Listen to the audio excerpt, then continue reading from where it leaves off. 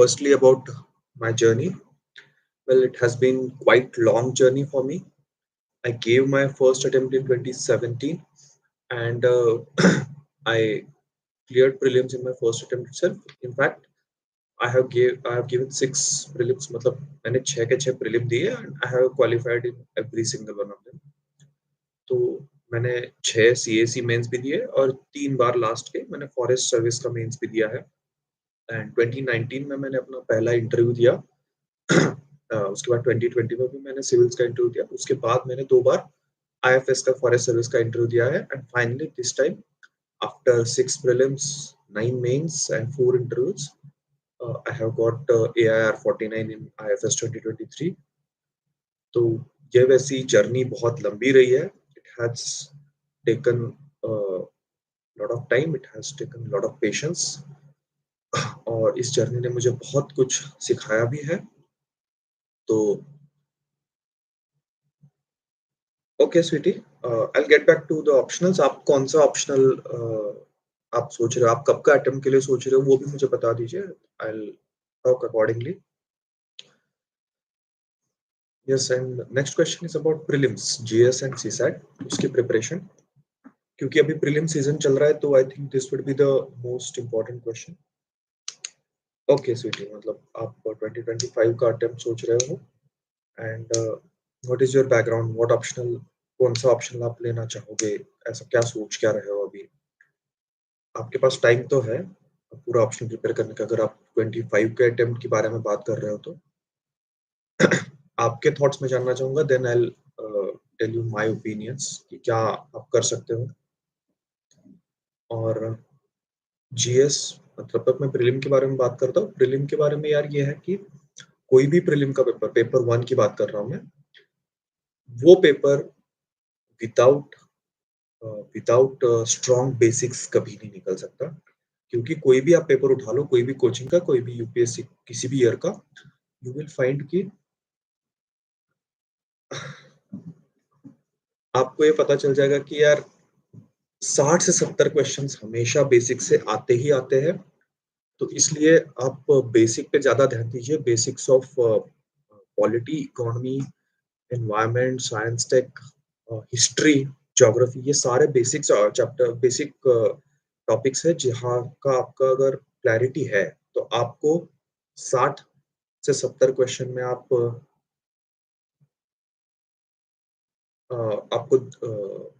Strong रहना पड़ेगा. और आप अगर वहां पे स्ट्रांग हो तो आपको मतलब कोई नहीं रोक सकता प्रीलिम को क्लियर करने से.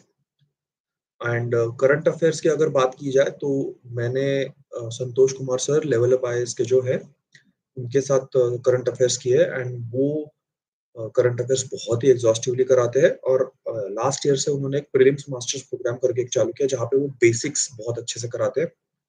और I would highly recommend all the aspirants to join that course, जहाँ पे आपको at least environment, science, tech, economics और हिस्ट्री, जो सबसे बड़ा डर है एस्पिरेंट्स में, तो एंशियंट हिस्ट्री कहाँ से पढ़ी जाए.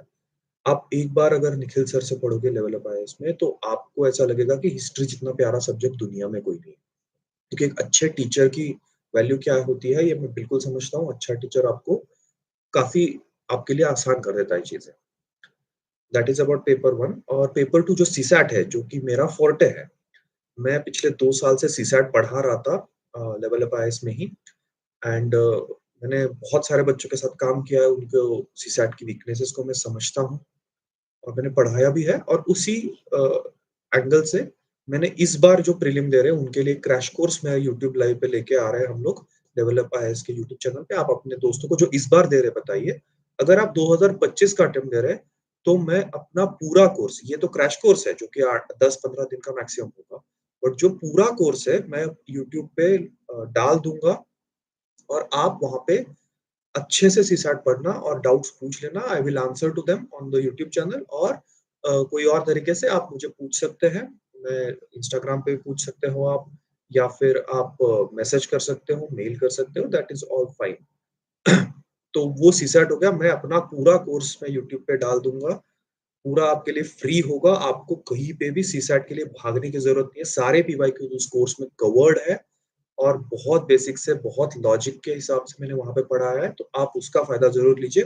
वो कोर्स हम लोग जब आप अगर 25 का अटेम्प्ट दे रहे हो, वो तो अगस्त-सितंबर तक हम लोग उसको यूट्यूब पे फ्री में कर देंगे। I take a few questions Sweety आपका जो क्वेश्चन है ना ऑप्शनल का, हिस्ट्री और सोशियोलॉजी दोनों भी बहुत अच्छे ऑप्शनल्स है। सोशियोलॉजी अच्छा ही परफॉर्म कर रहा है, बट हिस्ट्री ऑप्शनल वो भी काफ़ी इंटरेस्टिंग है अगर आप सही टीचर से पढ़ो तो। तो आप अगर मार्क्स के हिसाब से देखो या सिलेबस के हिसाब से देखो तो सोशियोलॉजी का सिलेबस जो है वो कंपैरेटिवली छोटा है। तो आप सोशियोलॉजी में आपको अगर इंटरेस्ट है तो जा सकते हो। History is also very good optional काफ़ी कॉमन भी है अपने जीएस पेपर 1 में आपको प्रीलिम्स में हेल्प होगी और मेंस में भी आपको जीएस 1 में हेल्प होगी हिस्ट्री की, एसे लिखने में हिस्ट्री की हेल्प होगी। तो वो बात आप ज़रूर ध्यान रखिएगा। आप थोड़ा-सा दोनों भी ऑप्शनल को थोड़ा-सा पढ़ के देखिए, आपको कौन-सा ज़्यादा सूटेबल लगता है वो चूज़ कीजिए। ऐसा नहीं है कि इसमें से दोनों भी ऑप्शन में से किसी में मार्क्स नहीं आ रहे।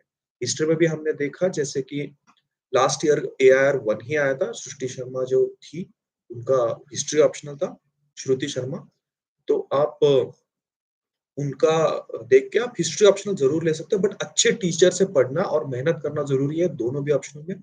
सोशियोलॉजी में भी it's a very good optional marks आ रहे हैं। मेरा रूममेट ही है जो सोशियोलॉजी ऑप्शनल का था, he has gotten rank this time. तो I can vouch that both of them are very good optional. आप अपना अपना इंटरेस्ट देखिए और आपकी मेहनत की अगर तैयारी है, दोनों ऑप्शनल्स में मार्क्स आ सकते हैं। बट अच्छा टीचर ज़रूर ढूँढिएगा। अगर आप मुझसे पूछो तो I would again recommend Nikhil sir at Level Up IS for history. He is hands down the best teacher that I have learned from.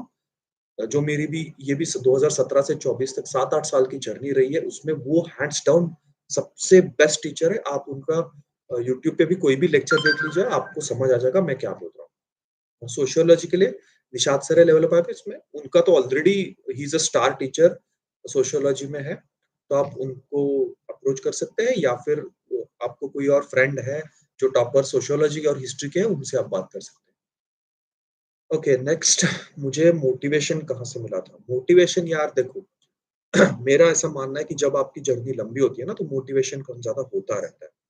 तो मोटिवेशन से ज़्यादा इम्पोर्टेंट एक चीज़ है जो रविंद्र मैं आपको बताना चाहूँगा, जो है कि डिसिप्लिन। अब आप यहाँ पे खुद के विल से आए हो, आपको ये एग्ज़ाम क्लियर करना है, आपको पता है आपकी कॉम्पिटिशन किसके साथ है। जैसे कि अब मुझे एज़ अ सिलेक्टेड पर्सन मुझे पता है कि जो भी मेरे बैचमेट्स हैं, उनमें से आधे लोग वापस से एग्ज़ाम दे रहे हैं, तो वो आपका कॉम्पिटिशन है। तो आप वो याद रखिए कि आपका कॉम्पिटिशन क्या है। मोटिवेशन तो चलो ठीक है, कम-ज़्यादा होता रहेगा, बट अगर आप ये याद रखोगे कि आपका कॉम्पिटिशन क्या है, तो आपके लिए डिसिप्लिन ज़्यादा इम्पोर्टेंट है। जिस दिन तुम्हारा मन नहीं कर रहा है पढ़ने का, उस दिन भी आप जब पढ़ने के लिए जाते हो, दैट इज़ योर डिसिप्लिन। आज करना है मतलब करना है, no questions asked. Day after day, week after week, month after month, year after year वो करते रहना उसी परसिस्टेंस से क्योंकि वो तुम्हारी एक हैबिट है, वो तुम्हारा डिसिप्लिन है, वो सबसे ज़्यादा इम्पोर्टेंट है मोटिवेशन से रविंद्र मुझे लगता है। और जहाँ तक मेरी बात है मोटिवेशन यार खुद के एफर्ट से मिलता है। मोटिवेशन जो आपको थोड़ा बहुत सक्सेस मिलता है, जैसे आप इंटरव्यू देते हो तो उससे मोटिवेशन मिलती है। अब मुझे में अपने पेरेंट्स से मोटिवेशन मिली है, अपने मेंटर्स से मोटिवेशन मिली है, मेरे टीचर से मोटिवेशन मिली है, वो तो सब बात है ही। बट मोटिवेशन से ज़्यादा इम्पोर्टेंट है आपके लिए एक डिसिप्लिन रखना अपने पूरे लाइफ में। नेक्स्ट इज़ बुक्स की इंग्लिश समझ में दिक्कत होती है। यार देखो आप अ, अगर इंग्लिश दिक्कत हो रही है ना, तो आपको थोड़ी-सी डिफ़िकल्टी होगी। क्योंकि क्या है ना कि आपको इंग्लिश का भी पेपर क्वालीफाइंग होता है इसमें, तो उसको भी तो आपको पास करना है। तो एक बेसिक लेवल की इंग्लिश आपको पता होनी चाहिए। अगर आप इंग्लिश में एग्ज़ाम दे रहे हो, तो आपको तो एसे वगैरह लिखने हैं, आपको आंसर्स लिखने हैं, तो आपकी इंग्लिश बहुत अच्छी होनी चाहिए। मैं आपके लिए मेरे मेंटर की स्टोरी बताता हूँ। उनका नाम है Praveen Indaule sir. He is IPS. I think 2016 या 17 बैच के आईपीएस है। He is now SP in NIA. NIA आपको सबको पता होगा कि वो जो एंटी टेरर ऑर्गेनाइजेशन है, उसपे बहुत अच्छा काम कर रहे हैं। तो उन्होंने जब स्टार्ट की थी, उनका भी आपके जैसा ही हाल था। उनको इंग्लिश समझ में नहीं आती थी, उनको इंग्लिश लिखना नहीं आता था। तो उन्होंने बहुत बेसिक से इंग्लिश की पढ़ाई की। पहले उन्होंने अपने ग्रामर को सुधारा, अपने राइटिंग को सुधारा, अपने इंग्लिश को सुधारा एंड उसके बाद उन्होंने एसेज़ लिखे, आंसर्स लिखे और इतने अच्छे लिखे कि ऐसे में उनको 156 मार्क्स थे उस ईयर। तो आप देख सकते हो कि ऐसा नहीं है कि वो किया नहीं जा सकता इस स्टेज पे। आप ये बात को याद रखो कि ये जो एग्ज़ाम है ना, ये आपका एफर्ट माँगेगा। अगर अ, आपको कुछ रेडीमेड चाहिए कि यार हाँ, मुझे इंग्लिश पढ़ने नहीं आती, मुझे सब हिंदी में समझा दो या फिर मुझे एफर्ट नहीं लेना है, बस मुझे सिलेक्ट होना है, ऐसा नहीं होगा। आपको ये सीखना है कि जो भी टॉपर्स आपके पहले हुए हैं, वो सबने बहुत ज़्यादा एफर्ट लिया है। वो उनको बहुत मेहनत के साथ बहुत दिक्कतों का सामना करना पड़ा है। तो आप कठिनाइयों से मत भागिए, आप पढ़िए। आपको इंग्लिश नहीं समझ में आती, आप अच्छी बात ये है कि आपने आपका प्रॉब्लम आइडेंटिफाई कर लिया है, तो आप उस पे काम करने की ज़रूरत है, आप उस पे काम कीजिए। Okay, next any mentorship program I have joined? यार पर से मेंटरशिप प्रोग्राम एज़ सच नहीं जॉइन किया था मैंने, लेकिन मेरे बहुत सारे मेंटर्स रहे हैं क्योंकि मैं 2019 में फर्स्ट टाइम इंटरव्यू पे गया था। तब से मेरे बहुत सारे मेंटर्स रहे हैं, कुछ ऑफिसर्स भी रहे हैं। जैसे प्रवीण इंगोली सर मैंने नाम लिया, वो मेरे मेंटर रहे हैं। टीचर्स भी हैं। अ जैसे कि संतोष सर का नाम मैंने लिया, निखिल सर है। मैथ्स के लिए अविनाश सर है नेक्स्ट आईएएस के, या फिर भावना मैम है, वाजीराम में जो पढ़ाती हैं, तो वो मेरे टीचर्स रहे हैं। तो मेंटर्स, टीचर्स होते रहते हैं। बहुत सारे दोस्त हैं मेरे जो सिलेक्ट हुए हैं, तो वो भी है। 2027 की स्ट्रैटेजी। यार आप 2027 के लिए अगर लखन प्रिपेयर कर रहे हो ना, तो आप जल्दबाज़ी मत कीजिए। आप अभी मैं अज़्यूम कर रहा हूँ कि आप ग्रेजुएशन में हो, आप आपका ग्रेजुएशन बहुत अच्छे से कीजिए और साथ में अगर आपको लगता है कि आपको यूपीएससी ही करना है, आप कन्विंस्ड हो, तो आप बेसिक बुक्स पढ़ना या फिर न्यूज़पेपर पढ़ना चालू कर सकते हो। उसके साथ मैं एक चीज़ बहुत स्ट्रांगली आपको रिकमेंड करूँगा क्योंकि आप दो 2027 की बात कर रहे हो कि आप प्लीज़ बुक्स पढ़ना चालू कीजिए। मतलब अलग-अलग टाइप के बुक्स, मतलब जो कुछ फ़िक्शन हो सकते हैं, नॉन फ़िक्शन हो सकते हैं। आपके रीडिंग का इंटरेस्ट बढ़ाइए, आपका नॉलेज बेस बढ़ेगा, आप अच्छे एसेज़ लिख पाओगे, अच्छे आंसर्स लिख पाओगे, अच्छे पर्सपेक्टिव्स आंसर्स में अपने ला पाओगे फ्यूचर में। तो that would be my advice. और जब भी आपको अटेम्प्ट देना है, उसके 1 या डेढ़ साल पहले आप कोई कोचिंग जॉइन कीजिए। जो भी आपको सही लगती है, आप मुझे अगेन रिकमेंडेशन पूछेंगे तो मेरा बायस हो सकता है, but I would recommend level up IAS. हमारा जेएस फाउंडेशन कोर्स लॉन्च हुआ है लास्ट ईयर, बहुत अच्छा रिस्पॉन्स है, teaching staff is excellent, plus fees is 50 to 70,000 which is much much lesser than what you pay at other institutes, और बहुत professionally everything will be run. Ravindra, prelims की strategy के बारे में मैंने बात किया है कि यार बेसिक पे हमें ज़्यादा फ़ोकस करना है, ना कि करंट के पीछे या फिर डिफरेंट डिफरेंट मटेरियल के पीछे भागना है। क्योंकि प्रीलिम जो एग्ज़ाम है ना, वो बेसिक से ही निकलती है। तो प्रीलिम्स में एक तो पार्ट है कि बेसिक आपके स्ट्रॉन्ग होना, वो है। सेकंड एस्पेक्ट है कि कोई भी अगर हो।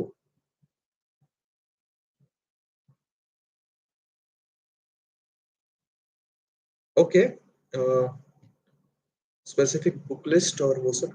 Guys, you can drop in the comments, I will address them letter.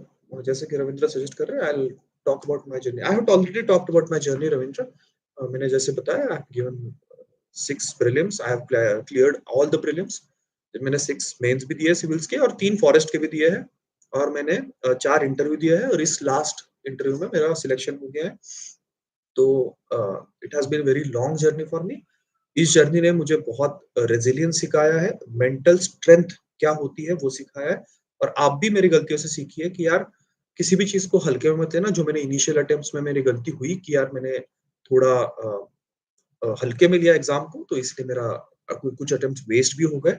तो वो आपके साथ नहीं होना चाहिए, और ये भी बात सही है कि यार एफर्ट्स के बाद भी बिल्कुल पॉसिबल है कि आपका फाइनल लिस्ट में नाम ना हो।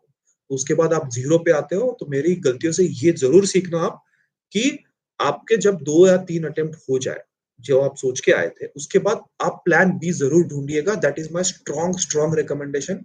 Plan B could be in the form of some job, या फिर कुछ एजुकेशन में वापस जा सकते हो आप, कोई डिग्री ले सकते हो एक्स्ट्रा। या फिर आप मतलब पीएचडी वगैरह कुछ सोच रहे हो तो वैसा कुछ कर सकते हो, कुछ बिज़नेस कर सकते हो, और वो करते-करते आप साथ में एग्ज़ाम दे सकते हो, that I have no problem with.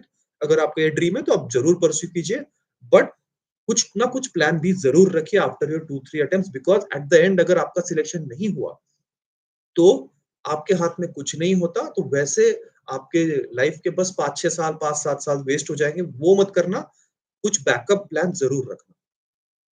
और एज़ फार एज़ मैं स्ट्रैटेजी को प्रीलिम के बारे में तो मैंने बात की है आधी। आधी बात मैंने की कि यार बेसिक्स प्रिपेयर करना, कहाँ से करना? I have I have no issue कि आप कहाँ से कर रहे हो। बेसिक बुक्स तो ज़रूर सब लोग करेंगे कि यार लक्ष्मीकांत तो करोगे ही, जैसे हिस्ट्री के लिए स्पेक्ट्रम है या फिर जो भी है, इकोनॉमिक्स के लिए बेसिक बुक करोगे। बट आप उन सबको कोचिंग से रिप्लेस कर सकते हो, बिल्कुल कर सकते हो। अगर आपकी कोचिंग अच्छी है, अच्छे नोट्स प्रोवाइड करती है, कॉम्प्रिहेंसिव है, तो आप कोचिंग पे रिलाय कर सकते हो उस मामले में। अ, और सेकंड जो पार्ट है प्रीलिम का, after you finish your basics, after you strengthen your basics, तो टेस्ट की जब बात आती है ना, तो 2 टाइप के टेस्ट होते हैं। एक होता है सेक्शनल टेस्ट, एक होता है फुल लेंथ टेस्ट। दोनों के पर्पसेस अलग-अलग हैं। सेक्शनल टेस्ट में क्या है कि रिवीजन इज़ द पर्पस, मतलब अगर ज्योग्राफी के 3-4 सेक्शनल टेस्ट उठाते हो और वो करते हो, तो आपका पूरा ज्योग्राफी रिवाइज़ हो जाएगा। कैसे? एक तो वो सॉल्व कर रहे हो आप, आपको जो आपके आपके नॉलेज गैप्स पता चल जाएँगे।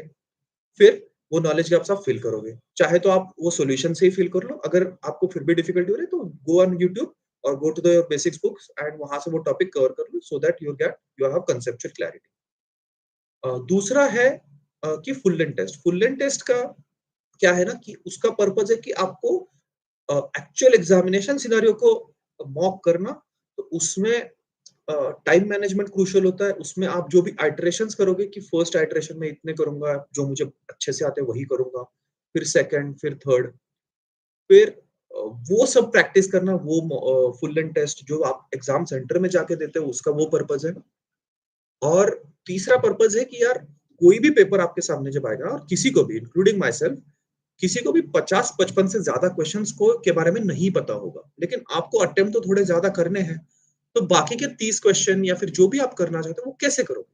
वहाँ पे आपको लॉजिकल गेसेस लगाने होते हैं। आपका एनालिटिकल माइंड यूज़ करके आपको वो सॉल्व करने होते हैं क्वेश्चन्स, डिडक्शंस करने होते हैं कुछ, और वो एक दिन में नहीं होता। That is a process. तो आप जब भी कोई भी टेस्ट पेपर सॉल्व कर रहे हो ना, तो आप ऐसा कोई क्वेश्चन आ जाए जहाँ जो आपको नहीं आता और आप कुछ लॉजिक लगा के उसे सॉल्व कर दो, तो वो वहाँ पे उसको मार्क कर देना। और वो मार्क करके जब आप एंड में चेक करोगे, तो वो देख लेना कि मैंने मार्क किया तो वो चेक करना है मुझे। वो सही था तो क्यों था? गलत था तो क्यों था? मेरा लॉजिक लॉजिक क्या सही था? मेरे लॉजिक में क्या फ्लॉज़ थे? और ऐसे आपकी प्रोग्रेस आप ट्रैक करना। कुछ 1 स्टार लॉजिक के क्वेश्चन होंगे जो कि एकदम थोड़ा-सा, मतलब I am sure 2 star, 3 star, 4 star और 5 स्टार, मतलब एकदम ऐसे तुक्के ही है वो। और ऐसे लास्ट के 1 मिनट में आप 2 question extra civil service prelims में लगा के आओगे। तो वो भी वहाँ पे कर लेना, देख लेना वो भी कितने सही हो रहा है, और वो प्रोग्रेस ट्रैक करना कि कितने सही हो रहे हैं, कितने गलत हो रहे हैं। That is the training of your mind. वो आप आपके माइंड को लॉजिकली ट्रेन कर रहे हो, आप एनालिटिकल ट्रेनिंग दे रहे हो अपने माइंड को। That training is very important. Generally तो students I recommend at least 60 test prelim से पहले। उसमें से हाफ हाफ मान लो कि सेक्शनल होंगे, हाफ हाफ मान लो फुल लेंथ होंगे। फुल लेंथ कुछ एग्जाम सेंटर में जाके ज़रूर देना, ताकि वो एग्जाम का फ़ियर आप डील कर पाओ, एंड काम रहने की बहुत ज़रूरत है एग्जामिनेशन टाइम में। That has been about the prelims. About mains यार, ऐसा है ना, मेंस में एक होता है एसे का पेपर, मतलब सिविल्स की बात कर रहा हूँ पहले, आई will talk about forest after civils. एक होता है सिविल्स का पेपर, एक होता है एसे का पेपर, 4 होते हैं जीएस के पेपर एंड 2 होते हैं ऑप्शनल के पेपर। तो अगर आपको अच्छा रैंक चाहिए, तो आपको सब जगह पे अच्छे मार्क्स लाना इम्पोर्टेंट है। इसमें से सबसे ज़्यादा जो नेग्लेक्टेड पार्ट है दैट इज़ एसे। ऐसे आप इस साल देख सकते हो कि बहुत कम मार्क्स आए, बट लास्ट ईयर तक ऐसे में बहुत अच्छे मार्क्स आए थे। मेरे भी हर साल 130 टू 140 मार्क्स आए। लास्ट के 3 बार तो मुझे कंटिन्यू 140 मार्क्स आए ऐसे में। तो ऐसे is very, very important paper. आप ऐसे को प्लीज़ नेग्लेक्ट मत करना। ऐसे राइटिंग इज़ अ स्किल जो कि आप 1 दिन में नहीं सीख सकते। वो एक बहुत लंबी प्रोसेस है। आप चाहे आप जैसे किसी ने बोला कि सेकंड ईयर ऑफ इंजीनियरिंग में हो, या फिर आप प्रिपरेशन स्टार्ट कर दी है, या आप 24 का अटेम्प्ट दे रहे हो, 25 का दे रहे हो, doesn't matter. Just start writing 1 essay per week at the on Sunday और any other day that you may decide, क्योंकि लिखना ज़रूरी है ऐसे। 10 पेज तक एक टॉपिक पे लिखना, रिलेवेंट रहना और अच्छा कंटेंट रखना, ये कोई ईज़ी बात है नहीं। क्योंकि ऐसे जो है वो आपका एक आर्गुमेंट है। यूपीएससी आपको ऐसे पूछ रहा है आपको खुद को एक्सप्रेस करने के लिए, आपके ओपिनियंस को जानने के लिए, क्या आप अपने आप को रिप्रेज़ेंट कर पाते हो, वो जानने के लिए। वो जो स्किल है, एक अच्छे से आर्ग्यू करना, जैसे न्यूज़पेपर आर्टिकल में करा जाता है कि ये एक सबसेक्शन, दूसरा, तीसरा और फिर कंक्लूजन की तरफ। तो वो जो एक स्किल है ना, वो ईज़िली डेवलप नहीं होता, वो एक प्रोसेस है। तो आप वो प्रोसेस को प्लीज़ स्टार्ट कर देना। अगर आपको लगता है कि ऐसे में आपको आपके पास कंटेंट नहीं है, तो आप टॉपिक चूज़ करो, कोई भी चूज़ करो, कोई भी का कोचिंग का चूज़ करो या फिर यूपीएससी का ही पीवाईक्यू उठा लो, वो टॉपिक चूज़ करो, आप वो टॉपिक पे रिसर्च करो, 1 घंटा लगाओ, पूरा आप कंटेंट ढूँढ लो, जहाँ से भी आपको ढूँढना है। आप यूट्यूब यूज़ करो, आप गूगल पे सर्च यूज़ करो या फिर आप चैट जीपीटी करो, चैट जीपीटी बहुत पावरफुल टूल है जो कि आप सबको यूज़ करना चाहिए। आप कोई भी बुक को रेफर करो या आपके नोट्स को रेफर करो, जो भी करना है करो, कंटेंट जमा करो। कंटेंट जमा करो आप 1 घंटे तक और फिर लिखो उसपे, डेढ़ 2 घंटे लगा के। धीरे-धीरे टाइम कम होता जाएगा, है ना? तो वैसे आपको ऐसे लिखना ज़रूर है, लिख-लिख के ही अच्छा हो जाए। That is about essay. About GS1, which contains history, geography and society. तो उसके लिए मेरा ये था यार कि अगेन पर हिस्ट्री के लिए मैंने अपना तो स्पेक्ट्रम और वो सब पढ़ा ही था, बट एंशिएंट के लिए और मिडिवल के लिए स्पेसिफिकली मैंने निखिल सर के साथ पढ़ाई की थी। उन्होंने लास्ट प्रीलिम के बाद एक आंसर राइटिंग कोर्स लॉन्च किया था, एडवांस हिस्ट्री कोर्स था। It has helped me a lot, extraordinary course था वो। और आप बेसिक्स बुक्स पढ़ो और आंसर्स लिखो। That would be my suggestion. Society के लिए भी आप कोई भी बेसिक मटेरियल उठा सकते हो, बेसिक्स ऑफ सोसाइटी जानने के लिए। और सोसाइटी में स्पेशली इंपॉर्टेंट है सारे पीवाईक्यूज लिखना। आप कोई भी पेपर इस साल का भी 23 का उठा के देख लो, मेंस के पेपर, मोस्ट ऑफ द मतलब in society and in ethics, in geography society ethics, इनमें maximum questions are repeated over the year. जो भी 2013 से मेंस हुए हैं उसके बाद के क्वेश्चंस रिपीट होते हैं। तो इसलिए 2013 से आप स्पेशली इन 3 सब्जेक्ट्स के लिए एक-एक क्वेश्चंस उठाओ और उसके मॉडल आंसर्स लिखो। टाइम लगा लो, 10 मिनट, 15 मिनट, 20 मिनट, आधा घंटा, डज़न्ट मैटर, पर मॉडल आंसर लिखो, आइडियल आंसर लिखो और वो तुम्हारा एक रिवीजन नोट हो जाएगा। क्योंकि मैं टेक इट फ्रॉम मी, वो क्वेश्चन रिपीट होगा, कहीं न कहीं, किसी न किसी फॉर्म में ज़रूर होगा। एथिक्स में एक होता है पार्ट 1, इसमें ये मैंने बताया कि अ, सारे मॉडल आंसर्स लिखने ना, जो भी 2013 से आए हैं क्वेश्चंस उसके। मॉडल आंसर की बात कर रहा हूँ, मैंने टाइम लगा के आपको आंसर लिखने को नहीं बोल रहा, मॉडल आंसर लिखो, एकदम आइडियल जो आपको लगता है। उसमें आप इम्प्रूवमेंट कर सकते हो ओवर द टाइम और उसकी अलग से नोटबुक बना लेना। वो बहुत हेल्प करेगा, मुझे भी किया। और अ, दूसरा चीज़ उसमें आपको एथिक्स में करना है कि सिलेबस का एक-एक पॉइंट उठा के उसपे एक-एक पेज की नोट तैयार होनी चाहिए, वो तो हर टॉपर आपको बताता है। थर्ड चीज़ आपको करनी है एथिक्स में, जो केस स्टडीज़ है, उसमें भी सेम एक्सरसाइज करो आप।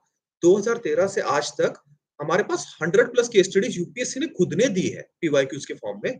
आप वही लिखोगे ना आप, तो कोई भी अलग केस स्टडी यूपीएससी अब नहीं पूछने वाला। एथिक्स हैज़ बीन सैचुरेटेड, नए क्वेश्चन बहुत ज़्यादा है नहीं उनके पास पूछने के लिए, वही क्वेश्चन अलग-अलग फॉर्मेट में पूछे जाएँगे। तो ये आप एक्सरसाइज एथिक्स के लिए ज़रूर कीजिए। मैं गारंटी देता हूँ कि आपको बहुत ट्रेमेंडसली ये हेल्प करेगा आपके पेपर राइटिंग में, एथिक्स में। और एथिक्स में अच्छे मार्क्स आते हैं। कमिंग बैक टू जीएस1, जिसके बारे में, सोसाइटी के बारे में बताया मैंने, ज्योग्राफी के बारे में बताया कि पीवाईक्यूज़ को आप मॉडल आंसर की तरह लिखो और सब ढूँढ के लिखो। मैं बोल रहा हूँ चैट जीपीटी को लिबरली यूज़ करो, गूगल यूज़ करो, यूट्यूब यूज़ करो और आंसर मॉडल आंसर की तरह लिखो। आप सोसाइटी के और ज्योग्राफी के, वो आपको हेल्प करेगा। हिस्ट्री के लिए मैंने बता दिया। Then coming back to GS two and जीएस3, again, personally, after reading basic books, I have relied on Santosh sir's mains masters program जो वो लॉन्च करते हैं प्रीलिम्स के बाद। मैंने उस पे टोटली रिलाई किया था and I got good marks this year as well. तो आई वुड रिकमेंड एवरीवन कि वो आप डेफिनिटली जॉइन कर सकते हो। It's a highly benefit yielding course और वो पूरा बेसिक से एडवांस तक कवर हो जाता है। ऑलमोस्ट पूरा जीएस2, जीएस3 वो कवर करवा देंगे, apart from the basics of the polity and all. तो I would highly highly recommend कि आप वो जॉइन कर लो मेंस के लिए, जीएस 2 एंड 3 के लिए। After that coming to optional, यार ये हर किसी का अलग होगा ऑप्शनल का स्ट्रैटेजी, क्योंकि हर ऑप्शनल अलग है, हर ऑप्शनल के प्रोस एंड कॉन्स हैं। मेरा जैसे कि मैथमेटिक्स ऑप्शनल था, तो मैंने अविनाश सर को ज्वाइन किया था एट नेक्स्ट आईएएस। उन्होंने एक एडवांस ऑप्शनल कोर्स इस बार लॉन्च किया था, दैट वाज हाईली हेल्पफुल। और वो क्वेश्चंस के फॉर्मेट में हो जाता है, क्योंकि मैथ्स एक ऐसा ऑप्शन है जहाँ जहाँ पे आपको सॉल्व करते रहना पड़ता है।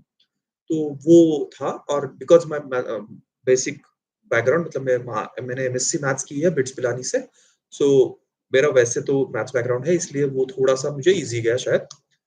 अ, that would be about civils. And for forest, यार क्या होता है फॉरेस्ट में, एक इंग्लिश का पेपर होता है, एक जीके का पेपर होता है एंड 2 ऑप्शनल के 4 पेपर होते हैं। उसमें इंग्लिश का paper is very, very crucial, क्योंकि इंग्लिश के पेपर के मार्क्स गिने जाते हैं। तो जो भी आप में से फॉरेस्ट सर्विस के लिए प्रिपेयर कर रहे हो ना, आप अपना इंग्लिश प्लीज़ सुधारो। वो प्रीलिम्स के बाद भी उस पे काम किया जा सकता है, मेंस के बाद भी किया जा सकता है। बट उसमें ग्रामेटिकली करेक्ट रहना बहुत इम्पोर्टेंट है। आप प्रिसीज़ राइटिंग, लेटर राइटिंग और आंसर राइटिंग जो पैसेज पे आंसर्स लिखने होते हैं उस और एसेज़ इन सब में ग्रामेटिकली करेक्ट रहना। अ, उसी जो उसने पूछा है उस लैंग्वेज में ना लगे अपने लैंग्वेज में आंसर्स लिखना, उसमें ग्रामेटिकली प्रॉपर रहना, वो बहुत इम्पोर्टेंट और क्रूशियल हो जाता है, उसकी प्रैक्टिस बहुत इम्पोर्टेंट है। इसके लिए आई वुड रिकमेंड एक रेन एंड मार्टिन की बुक बुक आती है ग्रामर की, that is good book. And secondly I would recommend एक डियर सर करके यूट्यूब पे चैनल है, उससे काफ़ी फास्ट रिवीजन मेरा हो गया था, so that is also helpful, that is definitely there. और उसमें फॉरेस्ट में जीके का पेपर होता है, वो भी 300 मार्क्स का होता है, उसमें everything that is history, geography, polity, economics, then disasters, science ये सब पूछा जाता है। आप प्रीवियस ईयर क्वेश्चन देख लो तो कैसे टाइप के क्वेश्चन आते हैं वो आपको पता चल जाएगा। हिस्ट्री के क्वेश्चन बहुत आसान आते हैं कंपेयर्ड टू सिविल्स। पॉलिटी के क्वेश्चन बेसिक आते हैं but they are very good questions. बहुत स्टैंडर्ड क्वेश्चंस होते हैं जो कि फंडामेंटल राइट्स और इनिशियल जो फ्यू चैप्टर्स है ना लक्ष्मीकांत के उसके अराउंड घूमते हैं। तो आप वो प्लॉट कर लेना कि क्या-क्या पीवाईक्यूज आए हैं और उसपे आप अपना मटेरियल प्रिपेयर कर लेना। बट मोर और लेस आप जीएस के लिए जो प्रिपेयर करोगे सिविल्स के लिए वो यहाँ पे काम आ जाएगा बहुत हद तक, बट उसकी रिवीजन करना ज़रूरी है और साइंस के क्वेश्चन यहाँ पे फॉरेस्ट में बहुत अलग टाइप के कभी-कभी बेसिक से पूछे जाते हैं। उसके लिए थोड़ी बहुत आप पीवाईक्यू से प्रिपेयर कर लो। बेसिक बुक्स पढ़ना है तो पढ़ लो and that should be enough. But यहाँ पे फॉरेस्ट में 2 ऑप्शन लेने होते हैं। टिपिकली जिनके सिविल्स में अलग ऑप्शनल होते हैं जैसे एंथ्रो या फिर सोशो या फिर कुछ और हो गया पीएसआर वगैरह, वो लोग फॉरेस्ट्री और जियोलॉजी ऑप्शनल को चूज़ करते हैं।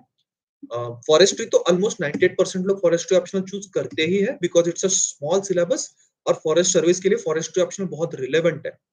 तो forestry is a good option, छोटा सिलेबस है, थोड़े दिनों में करने लायक है, बट उसमें भी प्रैक्टिस की ज़रूरत है। एंड मैंने बेसिक बुक्स एक मणिकंदन एंड प्रभु आती है, वो पढ़ी थी। उसके अलावा एक प्लैनेट जियोलॉजी ने इस बार एक क्रैश कोर्स निकाला था, आई हैड डन दैट। थोड़ा बहुत उससे फ़ायदा हुआ मुझे। बट फॉरेस्ट्री एक ऐसा सिलेबस है कि जो उसमें थोड़ा टेक्निकलिटी लाना ज़रूरी है क्योंकि ये साइंस सब्जेक्ट है, तो पेड़ों के नाम याद रखना और पीवाईक्यू एनालिसिस वहाँ पे भी बहुत इम्पोर्टेंट हो जाता है। वो मैंने इस बार बहुत रिलिजियसली किया था, सारे पीवाईक्यूज़ को मॉडल आंसर की तरह लिख के, उसको रिवाइज़ करके, तो उसका मुझे फ़ायदा इस बार हुआ। फॉरेस्ट्री में आई थिंक पेपर 1 में तो मैं टॉपर हूँ, तो उसका फ़ायदा मुझे ज़रूर हुआ। एंड सेकंड ऑप्शनल यार मेरा अगेन कॉमन मैथमेटिक्स था जो मैंने सिविल्स के लिए किया था, वही यहाँ पे किया था। आप अगर जियोलॉजी लेना चाहते हो तो I think I should you should talk to some people with geology optional and geology जिन्होंने अच्छे मार्क्स लाए हैं वो। So that has been about my strategy. I take your questions. Uh, answers किससे चेक करवाया था? आप किसी ऑनलाइन राइटिंग प्लेटफ़ॉर्म के सपोर्ट किया था? यार मैंने कोई ऑनलाइन प्लेटफ़ॉर्म कभी नहीं जॉइन किया है आंसर चेक करवाने के लिए।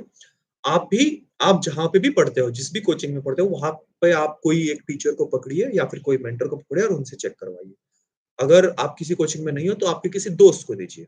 आप खुद भी चेक कर सकते हो अपने खुद के आंसर्स क्योंकि आप भी अगर थर्ड पर्सन पर्सपेक्टिव से देखोगे, तो आपको भी पता चल जाएगा। उसके अलावा आप टेस्ट सीरीज़ ज़रूर जॉइन कीजिए, वहाँ पे आपको एक तो टाइम मैनेजमेंट स्किल पता चल जाएगा और दूसरा फीडबैक भी मिल जाएगा कि मैं कहाँ मेरी कमियाँ हैं और तीसरी चीज़ आप टॉपर्स कॉपी बिल्कुल साइड में रखिए।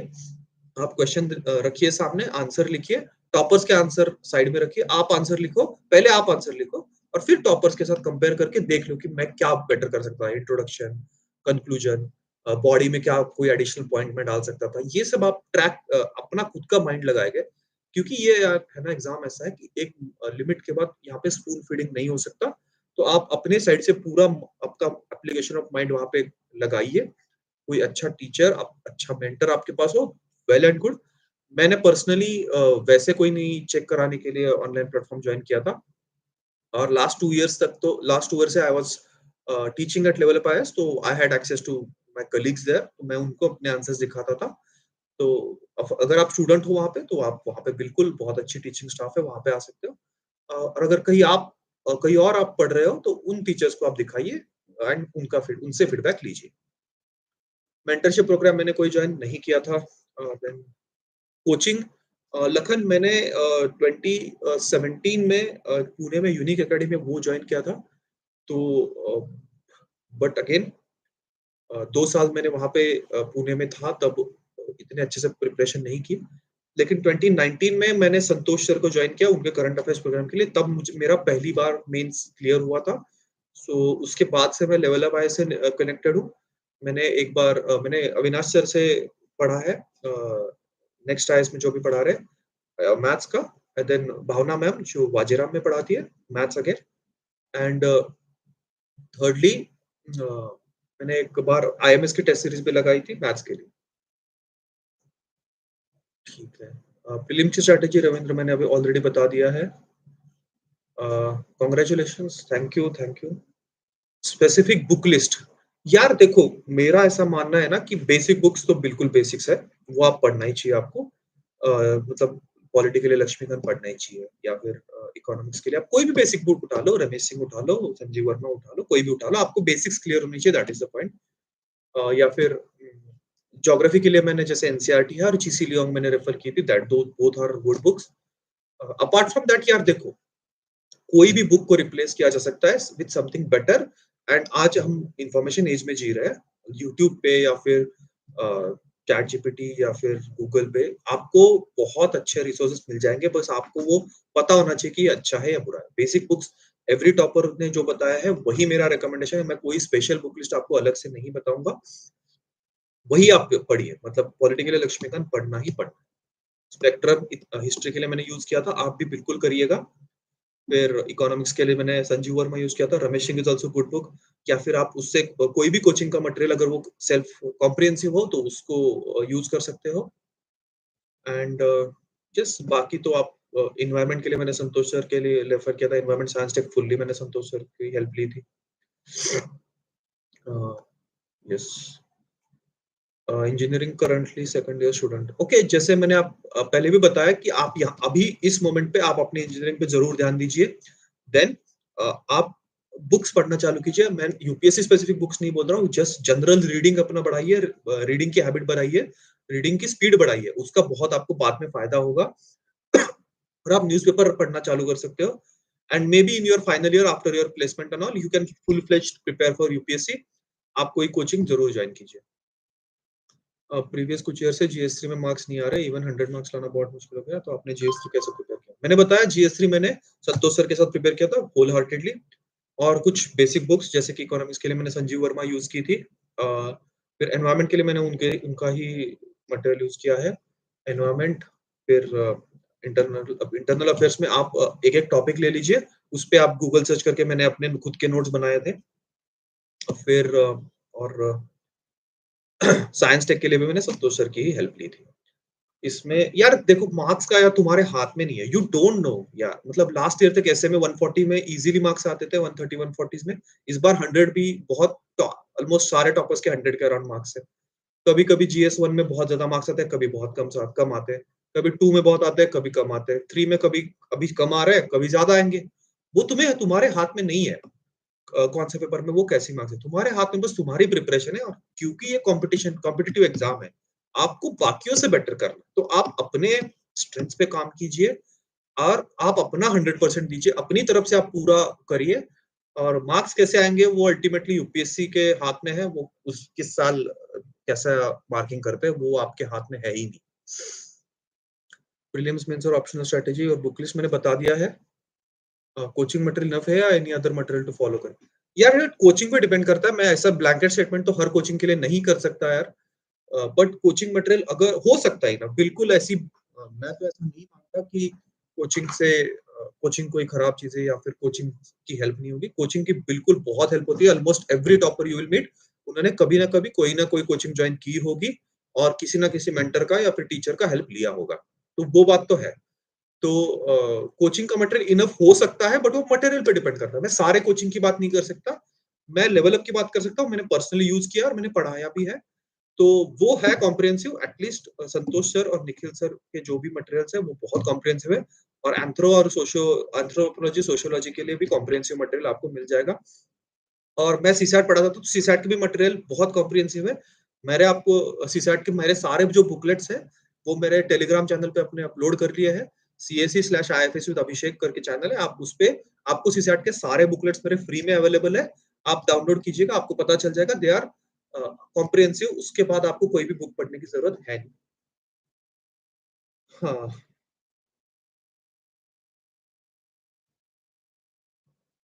Uncertainty of examination with respect to IFS and CG. यार देखो, ये इतना कॉम्पिटिटिव एग्जामिनेशन है ना कि अनसर्टेनिटी तो है, उससे हम उससे भाग नहीं सकते। इसलिए मैंने बोला कि आप 2 अटेम्प्ट 3 अटेम्प्ट अपने फुल फ्लेज्ड एफर्ट से दो, उसके बाद प्लीज़ आप प्लान बी ढूँढो, कुछ भी जो कि आपको एक मेंटल पीस दे, आपको सस्टेन करे, इनफ पैसा दे ताकि आपको वो कॉन्फिडेंस बना रहे। तो वो प्लान भी आप ज़रूर ढूँढिएगा। वही एक तरीका है अनसर्टेनिटी से लड़ने का। बाकी तो परसिवेरेंस तो है ही, डिसिप्लिन तो है ही। आप मेरा एग्ज़ाम्पल ले सकते हो, after so many mains, so many interviews finally selection हो गया। And I will again repeat, जो मेरे मेंटर ने मुझे बताया था कि अभिषेक, एक बार सिलेक्ट हो जाओ, life after selection is totally different and worth it. तो पिछले 2 वीक से मैं जो एक्सपीरियंस कर रहा हूँ सिलेक्शन होने के बाद, लाइफ सच में अलग है। मैं भी आप जैसा ही एस्पिरेंट था, आपकी तरह ही मैं टॉपर्स से क्वेश्चंस पूछता था। आज मैं इस साइड हूँ, तो मैं आपको ज़रूर बताना चाहूँगा कि लाइफ अलग होती है सिलेक्शन के बाद। आप एफर्ट्स अपना कम मत होने दीजिए, आप डिसहार्टन मत होइए, ये एग्ज़ाम बहुत अनसर्टेनिटी वाला है, लेकिन हाँ, प्लान बी ज़रूर ढूँढिएगा, मेरी गलतियों से आप सीखिएगा। प्रीलिम्स और मेंस कौन सी सिटी से दिया था? इस बार तो मैंने दिल्ली से दिया था। लास्ट ईयर तक मैंने मुंबई से दिया था। प्रीलिम्स पुणे से देता था और मेंस मुंबई से देता था, लेकिन इस बार मैं दिल्ली में था फुल टाइम, दोनों भी दिल्ली से दिया था। गाइडेंस रिगार्डिंग हिस्ट्री ऑप्शनल, मैंने बताया यार कि हिस्ट्री ऑप्शनल के लिए please join Nikhil sir Nikhil sir at level up IAS. Nikhil sir और विशाल सर 2 लोग मिलके बहुत ही सुलझे हुए इंसान हैं, बहुत ही हिस्टोरिकली डीप डीप अंडरस्टैंडिंग है, हिस्टोरिकल पर्सपेक्टिव से उनसे मैं बहुत सीखता हूँ उनसे। और उनको आप एक बार बस मिल लीजिएगा। मैं ये नहीं बोल रहा हूँ कि सीधा जॉइन कीजिएगा, अब आप बस मिल के आओगे उनको या फिर उनके कुछ लेक्चर्स यूट्यूब पे देखोगे, आपको पता चल जाएगा मैं क्या बात कर रहा हूँ। आप उनसे बात कीजिए इस बारे में, हिस्ट्री ऑप्शन के बारे में। Self study Hindi medium student घर पे कैसे करूँ? मेंस की तैयारी और प्रीलिम्स की। अ, यार हिंदी मीडियम के बारे में मैं बहुत ज़्यादा कमेंट नहीं प कर पाऊँगा, लेकिन घर से तैयारी के बारे में मैं बात कर सकता हूँ, क्योंकि मैंने भी जब कोविड टाइम्स था, वो वाले जो 2 अटेम्प्ट्स थे, वो घर पे रह के दिए थे। तो घर पे है ना, कभी-कभी कुछ डिस्ट्रैक्शंस भी होते हैं, लेकिन घर पे रहने के रह पढ़ने के कुछ फ़ायदे भी हैं। अगर आपके पास सेपरेट रूम है, अगर आपके पेरेंट्स सपोर्टिव है, आप जानते हैं कि आप क्या कर रहे हो और कितना इम्पोर्टेंट है आपके लिए वो, तो घर पे पढ़ना अच्छी बात हो सकती है, क्योंकि आपको कोई बार और टेंशन नहीं होती, खाना, मेस और सफाई, कपड़े धोना और ये सब जो एस्पिरेंट की लाइफ में यहाँ पे ओआरएन में या फिर मुखर्जी नगर में रह के होता है, वो सब टेंशन्स आपकी लाइफ में नहीं रहेंगी। आप बहुत कामली, पीसफुली पढ़ सकते हो अपने हिसाब से। बट ये याद रखना घर पे पढ़ते टाइम कि आपकी कॉम्पिटिशन किसके साथ है। आप घर पे रह के काफ़ी बार ऐसा हो जाता है कि आप वो कॉम्पिटिशन भूल जाते हो। यहाँ पे आपको आओगे तो कॉम्पिटिशन दिखती है। वो है कि कॉम्पिटिशन मत भूलना कि आप कितने सीवियर कॉम्पिटिशन का हिस्सा हो। अभी जैसे मैंने पहले भी बताया कि इस बार जो भी मेरे साथ मेरे बैचमेट सिलेक्ट हुए हैं, उनमें से आधे लोग वापस से एग्ज़ाम देंगे। तो आपका कॉम्पिटिशन वो लोग हैं, तो वो मत भूलिएगा। आप उस हिसाब से एफर्ट दीजिएगा, वो लोग ऑलरेडी सिलेक्टेड हैं, उनको ऑलरेडी उनका बेस बहुत अच्छा है, उनकी पढ़ाई बहुत अच्छी है। उनके साथ कम्पीट करने के लिए आपको उनसे ज़्यादा एफर्ट मारना पड़ेगा, आपको आपको उनसे ज़्यादा डिसिप्लिन दिखाना पड़ेगा। अगर आप घर पे रह के वो कर सकते हो, आप अपने माइंड को वो बता सकते हो कि यस, मेरे को करना ही है और मेरा कॉम्पिटिशन उन लोग के साथ है, तो आप बिल्कुल घर पे पढ़ाई कीजिए। घर पे रह के भी मेंस पेपर दिए जा सकते हैं। आप हर कोचिंग इंस्टीट्यूट आपको ये अभी फैसिलिटी देता है कि ऑनलाइन टेस्ट का आप घर पे प्रिंट करा के आंसर लिखो और उनको भेजो, वो चेक करके आपको इवैल्यूएट करके दे देंगे। तो कोई भी टेस्ट हो, कोई भी मटेरियल हो, आपको घर तक पहुँच जाएगा ऑनलाइन फॉर्मेट में। आज की तारीख में, आज हम इन्फॉर्मेशन एज में रह रहे हैं, तो घर पे रह के पढ़ने में कोई मुझे प्रॉब्लम तो है नहीं, बट वो कॉम्पिटिशन ज़रूर याद रखना, वो मत भूलना। ओके, फिर CSAT how to tackle? Yes, finally question जो जिसमें मेरी एक्सपर्टीज़ है। गाइज़, मैं 2 साल से सीसैट पढ़ा रहा था लेवल अप आईएएस में, तो मुझे काफ़ी एक्सपीरियंस है स्टूडेंट के साथ सीसैट के लिए डील करने का। और यूपीएससी, यार तुम अगर सीसैट का पेपर देखो ना, ये बेसिक पे बहुत यूपीएससी क्वेश्चन पूछ रही है, basic arithmetic, basic मैथमेटाइजेशन, linear equations, permutations, मतलब काउंटिंग प्रिंसिपल्स, इस पे बहुत ज़्यादा सवाल आ रहे हैं और आप उसको नेग्लेक्ट नहीं कर सकते। और आपका अप्रोच भी वही होना चाहिए सीसैट पढ़ने में कि फ़ॉर्मूलाज़ के पीछे मत भागो और उसी को नज़र रखते हुए मैंने 2 चीज़ें की है। एक तो मेरा जो कोर्स है, जहाँ पे मैं बहुत कम मतलब 10 से भी कम फ़ॉर्मूलाज़ आपको याद करने को बोलता हूँ और वो भी फ़ॉर्मूलाज़ ऐसे होते हैं कि यार जैसे speed is equal to distance upon time, ये वाले फ़ॉर्मूलाज़ मैं आपको याद करने को बोलता हूँ। तो ऐसे least number of formulas and all logic ये याद रख के मैंने जो कोर्स पढ़ाया है, मैं उसको पूरा का पूरा फ्री में यूट्यूब पे डालने वाला हूँ। 2025 अटेम्प्ट के स्टूडेंट्स के लिए वो अगस्त-सितंबर तक पूरा यूट्यूब पे डल जाएगा, you will get to know. मैं अपने इंस्टा पेज पे भी वो स्टोरी डाल दूँगा, आप उसके चेक कर सकते हैं और लेवल अप आईएएस के आप टेलीग्राम ग्रुप पे से कनेक्टेड है, तो वहाँ पे भी आपको पता चल जाएगा। वहाँ पे भी आप अगर संतोष सर का टेलीग्राम चैनल जॉइन करते हो, तो वहाँ पे आपको डेली क्वेश्चन्स 10 क्वेश्चन्स सर डालते रहते हैं, वो भी आप कर कर सकते हो रोज़ अभी से, तो आपकी प्रैक्टिस भी हो जाएगी। वहाँ पे भी आपको पता चल जाएगा। तो सीसैट आपका सॉर्टेड है। आई एश्योर यू कि आपको सीसैट के लिए इधर-उधर भागने की ज़रूरत नहीं है। फ्रीली हो जाएगा, बहुत अच्छे से, बहुत तरीके से हो जाएगा। बिना फ़ॉर्मूले के पीछे भागे हो जाएगा और आप बस पेशेंस रखिए, आप अगस्त-सितंबर तक मैं वो कोर्स डाल दूँगा 25 वाले अटेम्प्ट के स्टूडेंट्स के लिए और वो वहीं पे यूट्यूब पे ही डला रहेगा फ्री में। और अभी के जो स्टूडेंट्स हैं, उनके लिए मैं एक क्रैश कोर्स अभी 10 दिन का चला रहे हैं। क्रैश कोर्स अगर जिनकी सीसैट में की डिफ़िकल्टी हो रही है, उनके लिए बहुत फ़ास्ट हो जाएगा। आपको जल्दबाज़ी हो सकती है, तो क्रैश कोर्स आप मत देखिए। आप अगर अगला अटेम्प्ट की कोशिश कर रहे हो, तो आप वेट कीजिए, मैं फुल कोर्स डालने वाला हूँ। सितंबर तक वो डल जाएगा और सारे बुकलेट्स ऑलरेडी मेरे टेलीग्राम चैनल पे डले हुए हैं, CSE/IFS विद अभिषेक। वहाँ पे आप बुकलेट्स ऑलरेडी देख सकते हो। Time management for DTU engineer and please tell me how can I manage? I'm getting less marks in mocks and test and also CGPA. Do tell how can I do it? I'm certain about doing civils exam. यार देखो, अगर आप अभी engineering कर रहे हो ना, तो आप उस पे फ़ोकस कीजिए, आपके सीजीपीए पे ध्यान दीजिए क्योंकि वो भी आपका कभी न कभी काम आ सकता है। अगर यूपीएससी नहीं हुआ, तो वो सीजीपीए आपका कहीं न कहीं रिलेवेंट हो जाता है फ्यूचर एडमिशन्स के लिए या फिर फ्यूचर जॉब्स के लिए। तो प्लीज़ आप अपनी इंजीनियरिंग को इग्नोर मत कीजिएगा, वो अच्छे से आप इंजीनियरिंग करिएगा ज़रूर और आप जब वो एंश्योर कर लो तो आपको जैसे मैंने बताया बाकियों को भी कि अभी के लिए आप न्यूज़पेपर पढ़ना स्टार्ट कर दो, बेसिक बुक्स पढ़ सकते हो यूपीएससी के लिए और ओवरऑल अपना रीडिंग का विड्थ बढ़ा सकते हो, रीडिंग का अपना स्ट्रेंथ बढ़ा सकते हो, आपकी रीडिंग स्पीड बढ़ जाएगी रीडिंग करने से, आपको आदत हो जाएगी पढ़ने की, वो सब आप अभी कीजिएगा।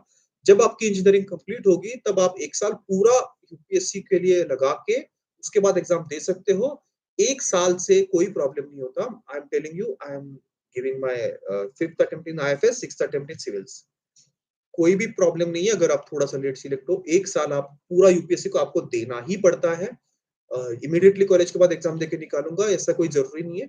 1 साल आप आराम से देके नेक्स्ट ईयर अटेम्प्ट देके अटेम्प्ट वेस्ट मत करना, ये मेरा कहना है, क्योंकि बाद में आपको अटेम्प्ट की कमी पड़ सकती है, अटेम्प्ट वेस्ट मत करना इमीडिएटली। 1 साल एटलीस्ट अच्छे से पढ़ना, कोचिंग जॉइन करना कोई ना कोई और फिर एग्ज़ाम देना। अभी आप इंजीनियरिंग पे ध्यान दीजिए, ऐसा मेरा सजेशन है आपको, फाइनली आपका ही कॉल है ये।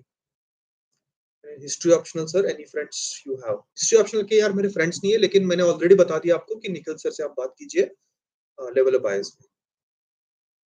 सीएसई और आईएफएस में क्या डिफरेंस होता है यार देखो, सिविल सर्विस एग्जामिनेशन में 24 सर्विसेज के लिए रिक्रूटमेंट होता है ऑलमोस्ट, जिसमें आईएएस आईपीएस तो सबको पता है, उसके बाद फॉरेन सर्विस होती है और आईआरएस ग्रुप ए सर्विसेज है, आईएएस भी है, ऑडिट एंड अकाउंट सर्विस और बहुत सारे ग्रुप ए सर्विसेज है, तो ये 4-5 वेरी वेल नोन सर्विसेज है।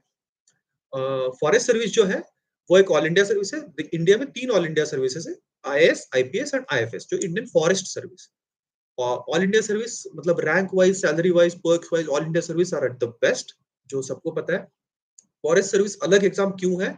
उसका रीजन है कि अ, बस साइंस बैकग्राउंड के स्टूडेंट्स ही आईएफएस की एग्जाम दे सकते हैं, क्योंकि आईएफ मतलब फॉरेस्ट का जो जॉब है, वो एक टेक्निकल जॉब है। फॉरेस्ट्री एक टेक्निकल सब्जेक्ट है, इसलिए only science background students are allowed to give that examination.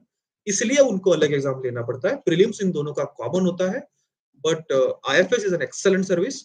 IAS, IPS और आईएफएस मैंने जैसे कि बताया, ये एक 3 ऑल इंडिया सर्विसेज है व्हिच आर इक्विवेलेंट। जॉब का नेचर अलग है। आईएफएस के पर्क्स यही है सबसे ज़्यादा बड़े कि यार आप नेचर के करीब काम करते हो, मतलब you are there to tackle climate change head on. Tribals की जो सबसे downtrodden part of our society है, उनकी मदद कर सकते हो आप।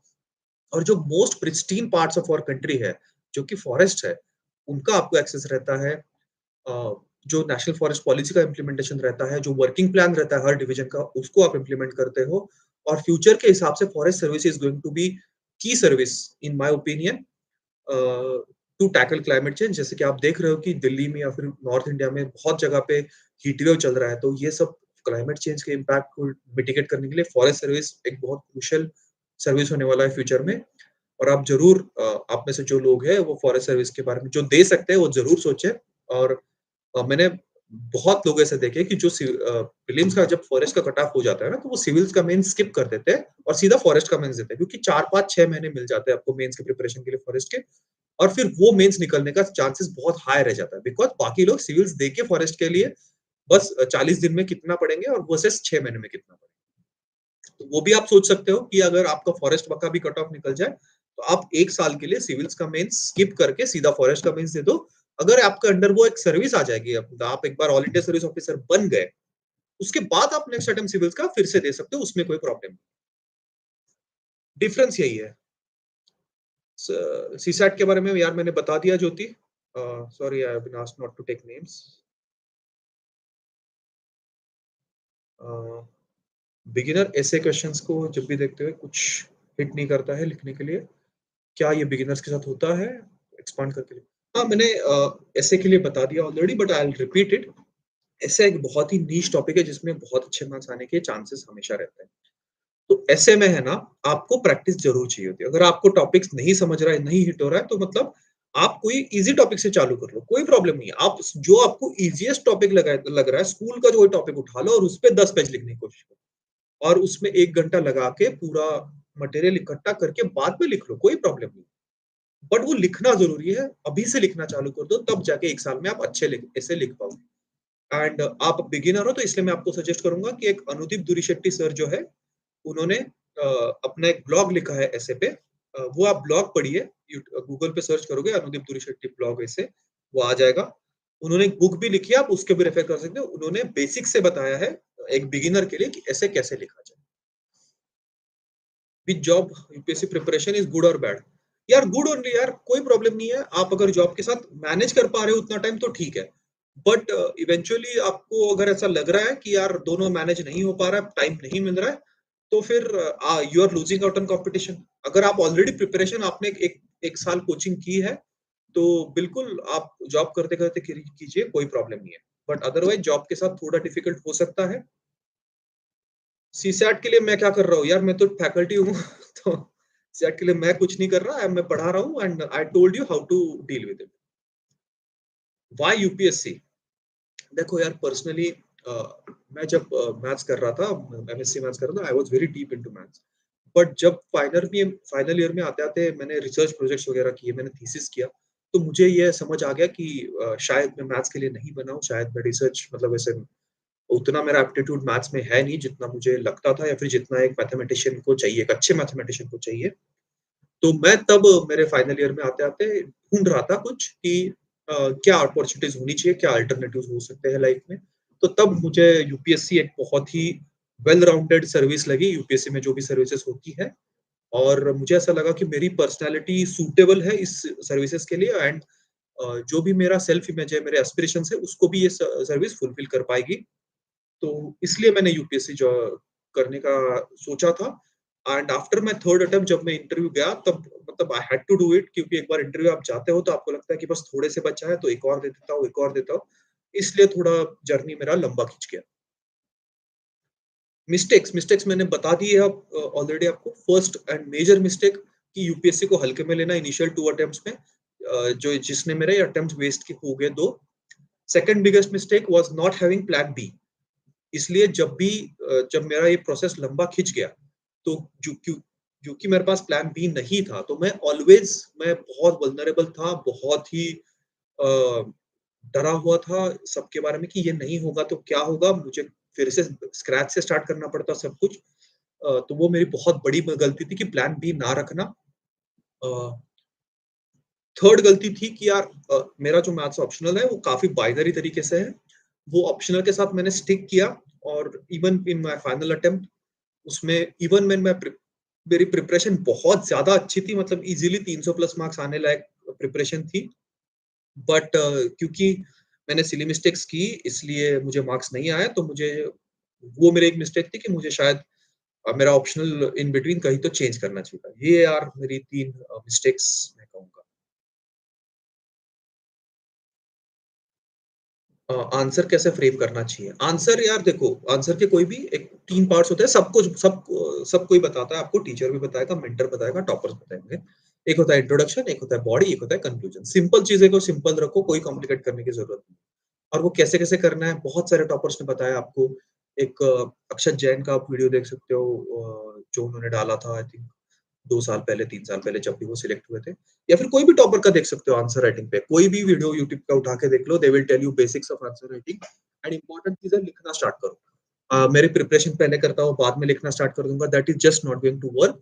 You have to start writing, लिखना चालू कर दो, आंसर्स बेटर होते जाएँगे। खराब आंसर लिखना पहले दिन में कोई गराब खराब बात नहीं, सब कोई खराब ही आंसर लिखता है पहले-पहले। Relevance of Laxmikanth is falling, so what to do now? यार अगर आप पेपर उठा के देख लो, आप लास्ट ईयर का प्रीलिम का पेपर उठा के देख लो, लक्ष्मीकांत का रिलेवेंस फॉल हो ही नहीं सकता।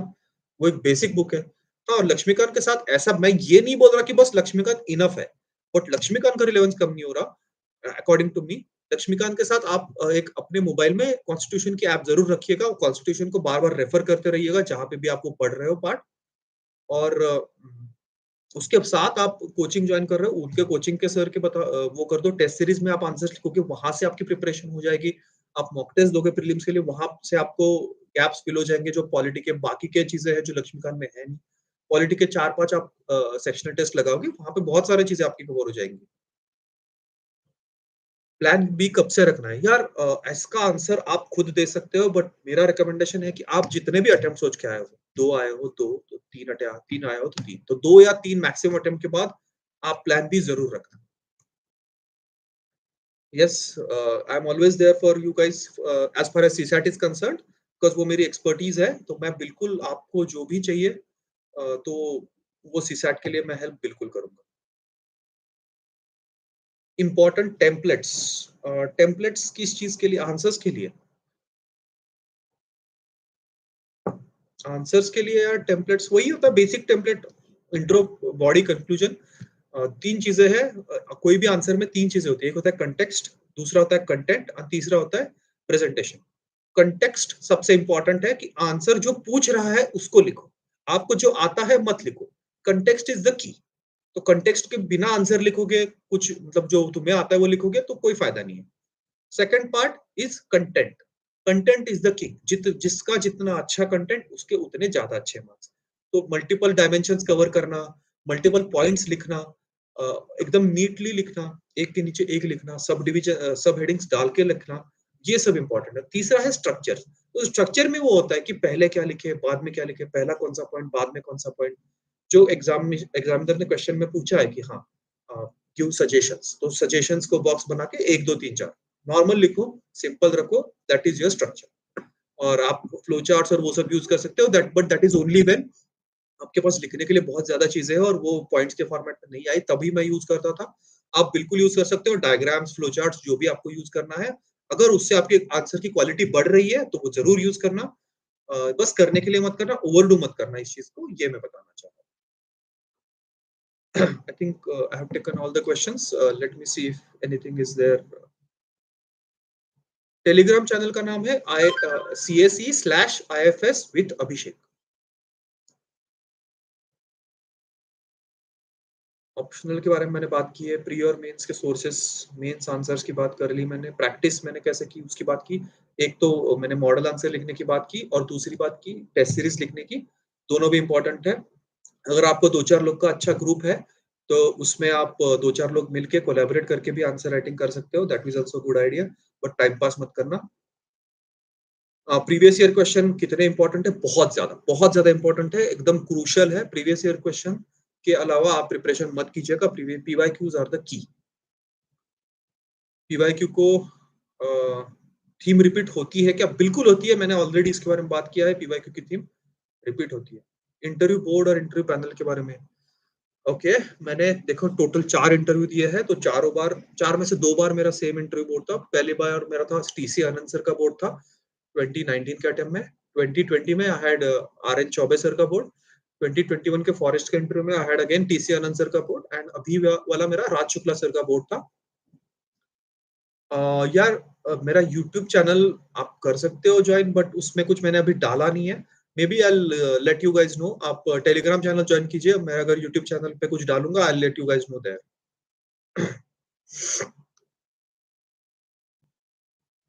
तो इंटरव्यू का एक्सपीरियंस बहुत ही मिक्स्ड रहा है मेरा। फर्स्ट इंटरव्यू में मैं बहुत ही नर्वस था तो इसलिए मेरा इंटरव्यू सो गया था। तो मुझे 160 मार्क्स आए थे वो जो कि एवरेज मार्क्स है व्हिच वाज फेयर मार्किंग।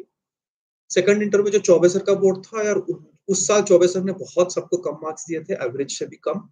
तो इंटरव्यू मेरा अच्छा गया था तब भी मुझे 154 ही मिले थे।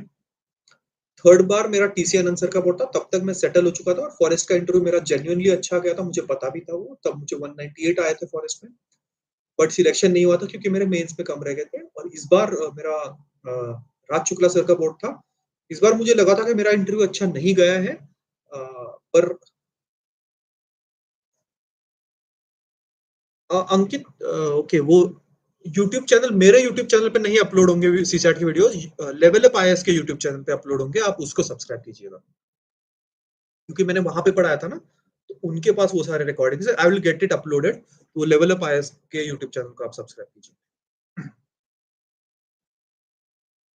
तो इस बार मुझे लगा था कि इंटरव्यू अच्छा नहीं गया फिर भी I got very good marks 210 marks मुझे आए थे और that was one of the key reasons कि मैं इस बार सिलेक्ट हुआ हूँ। तो वही यार इंटरव्यू एक्सपीरियंस आप इंटरव्यू के बारे में कह नहीं सकते। कॉन्फिडेंस इंपॉर्टेंट होता है इंटरव्यू में और प्रिपरेशन उतनी ही लगती है जितनी अदरवाइज आपको प्री या मेंस में लगती है। इंटेंसली होती है बट मजेदार होती है इंटरव्यू की preparation. I hope all of you guys make it to interview stage और बिल्कुल जब आप इंटरव्यू स्टेज पे आएंगे तो ऐसे ही हम लाइव सेशन करते हैं एंड इंटरव्यू के लिए बहुत मजेदार तरीके से प्रिपरेशन होती है एंजॉयबल होती है अच्छी होती है इंटरव्यू की प्रिपरेशन। और इंटरव्यू का एक्सपीरियंस भी बहुत यूनिक और अच्छा होता है। मेरा भी अच्छा रहा है इस बार तो मुझे बल्कि अच्छा ना करके भी अच्छे मार्क्स आए सबसे ज्यादा। तो वो कह नहीं सकते आप इंटरव्यू में आपका परफॉर्मेंस कैसा है या फिर कैसे आएंगे। तो वो है इंटरव्यू का। इंटरव्यू के लिए पर्सनैलिटी कैसे डेवलप करें। पर्सनैलिटी यार आप ओवरऑल ही आप ये जर्नी में जब जाओगे ना तो आप जब डिसिप्लिन दिखाओगे जब परसिवियरेंस दिखाओगे जब आप पेशेंट रहोगे जब आपकी प्रिपरेशन से आपको कॉन्फिडेंस आएगा आपके आप रीडिंग करोगे बहुत ज्यादा चीजें आप चीजों के बारे में मल्टी डायमेंशनल तरीके से सोचोगे तो अपने आप ही आपकी पर्सनैलिटी बन जाएगी। तो ये प्रोसेस है करते रहिए everything is personality test till the day you sit in front of the interview panel.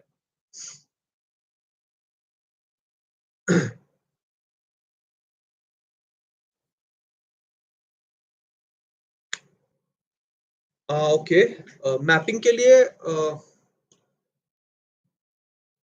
अच्छा आपका plan B Rajasthan administrative service है ओके फाइन। बट आप ये याद रखिए कि जो भी वो भी एग्जाम है कॉम्पिटिटिव एग्जाम है तो प्लान बी ऐसा होना चाहिए कि वो आपके हाथ में है। तो आप फिर प्लान सी भी रखिए अगर ये प्लान बी है तो कुछ मतलब एजुकेशन कुछ जॉब या फिर कुछ और या फिर वो राजस्थान सर्विस आप पहले क्रैक कीजिए फिर वो जॉब आपके हाथ में रहेगा फिर यूपीएससी वो प्लान बी हो जाएगा आपका सॉलिड। बट प्लान बी ऐसा रखिए कि जो मतलब आपके हाथ में थोड़ा-सा है। अ, फ्रिंज टॉपिक्स हाँ, टॉपिक्स जैसे कि कुछ थीम्स रिपीटेड है यूपीएससी में जिसके बारे में हम ज़्यादा पढ़ते नहीं हैं। एक तो है प्लास्टिक्स के बारे में यूपीएससी पूछ लेती है, कभी-कभी बेसिक्स बायोलॉजी में पूछ लेती है, वो एक है। पॉलीमर्स, प्लास्टिक्स ये है। फिर मैपिंग के लिए यार मैपिंग के लिए खुद से ही मैपिंग मैंने की थी काफ़ी रिवर्स के लिए और इंडिया की मैपिंग तो मैंने खुद से ही मैप्स देख-देख के गूगल मैप्स देख-देख के बनाए थे अपने लिए मैप्स। और वर्ल्ड की इम्पोर्टेंट प्लेसेस इन न्यूज़ उस सब के लिए संतोष सर ने एक को 2 लेक्चर्स लिए थे, उससे काफ़ी पूरा वर्ल्ड मैप उन्होंने कराया था। लास्ट ईयर उन्होंने वो चीज़ें यूट्यूब पे पब्लिक भी की थी। इस बार का I have no idea last year के तो यूट्यूब वीडियोज़ पड़े होंगे, आप उससे भी कर सकते हो, काफ़ी चीज़ें आपकी हो जाएँगी।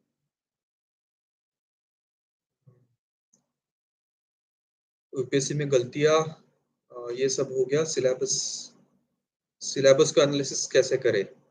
सिलेबस के टॉपिक्स देख लो, उस टॉपिक्स को सर्च कर लो गूगल पे, उसके बारे में आपको थोड़ा-सा आइडिया लग जाएगा, दैट इज़ द थिंग। खुद के नोट्स बनाए और दूसरे के नोट्स पढ़े। दूसरे के नोट्स के समझ समझ में आता है आपको तो दूसरे के नोट्स पढ़ो। आई एम समवन कि जो खुद के नोट्स प्रेफ़र करता है, तो मैंने खुद के नोट्स ही बनाए थे। कुछ-कुछ मामले में आप दूसरे के नोट्स यूज़ कर सकते हो, अगर कुछ स्पेसिफिक टॉपिक्स या फिर स्पेसिफिक चैप्टर्स के लिए, that is fine. Last year विधानसभा okay, okay. If you have already job then you have plan B. मैं उनके लिए मैं जनरली बोल रहा था कि जिनके पास कोई नहीं है और वो ब्लाइंडली यूपीएससी प्रिपरेशन में आ रहे हैं, तो उनके लिए 2-3 अटेम्प्ट के बाद प्लान बी होना ज़रूरी है। अगर आप ऑलरेडी गवर्नमेंट एम्प्लॉयी हो, तो आपको कोई टेंशन लेने की ज़रूरत नहीं है, आप फुल फ्लेज से बिल्कुल कीजिए।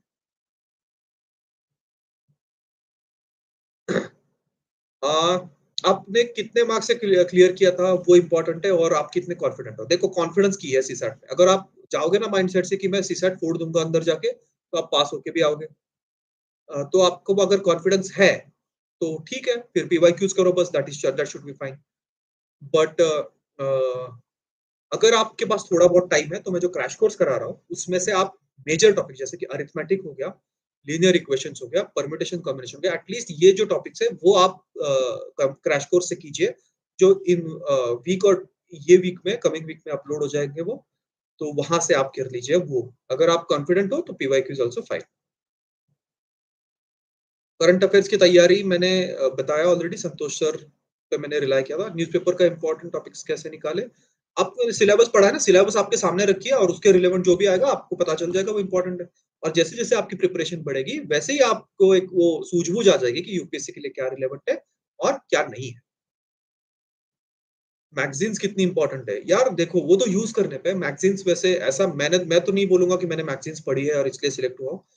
बट मैगज़ीन्स यूज़फुल तो हो ही सकती है। आपको सबको पता है Down to Earth is a good magazine फिर फ्रंटलाइन अच्छी मैगज़ीन है। अ, बट कोई भी करंट अफेयर्स जैसे स्पेशली संतोष सर सारे मैगज़ीन्स खुद पढ़ते हैं और उसको अपने करंट अफेयर्स में इनकॉर्पोरेट करते हैं, तो वो वहाँ से हो जाता है। तो आपको अलग से पढ़ने की ज़रूरत नहीं है। That would B it. Yes website पे नहीं वो यूट्यूब चैनल पे अपलोड होगा मेरा जो क्रैश कोर्स है, वो भी फ्री फॉर ऑल है। अगर आप इस बार का देना चाहते हो, तो बिल्कुल आप क्रैश कोर्स देखिए। अब अगर आप अगली बार के लिए कर रहे हो, तो वेट कीजिए फुल कोर्स अपलोड हो रहा है थोड़े दिनों में, थोड़े महीनों में रादर।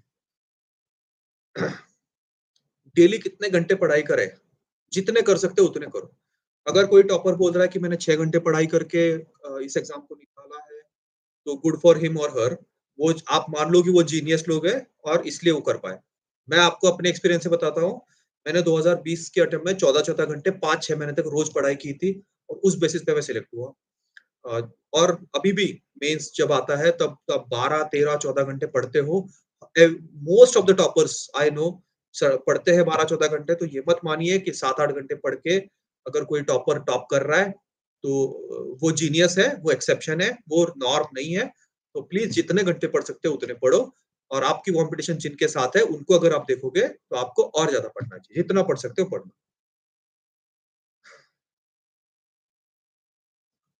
सोशल मीडिया कैसे यूज़ करें? सोशल मीडिया या टेलीग्राम वगैरह यूज़ कर सकते हो। WhatsApp to stay in touch with your friends and your support system. YouTube पे कुछ इम्पोर्टेंट वीडियोज़, कुछ चैनल्स को फॉलो कर सकते हो, जो कि इम्पोर्टेंट चीज़ें डालते हैं करंट अफेयर्स और वो सब के लिए। बट इंस्टा वगैरह थोड़ा कम ही यूज़ करो, वो बेटर रहेगा। मैंने ये तो नहीं बोलूँगा मैं कि मैं बिल्कुल अनइंस्टॉल किया था वगैरह, मैं बिल्कुल यूज़ करता था, थोड़ा मन रिझाने के लिए, बट बहुत लिमिटेड तरीके से यूज़ करो।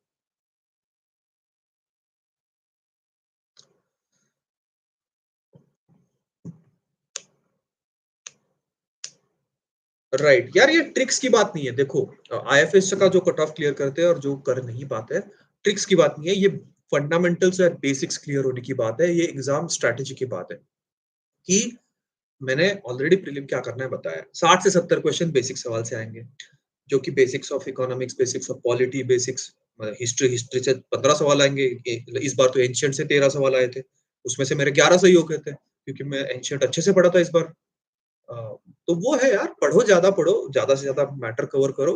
स्टैटिक पे ध्यान दो, करंट पे तुम्हारा कोई कंट्रोल नहीं है, वो कहीं से भी आ सकता है।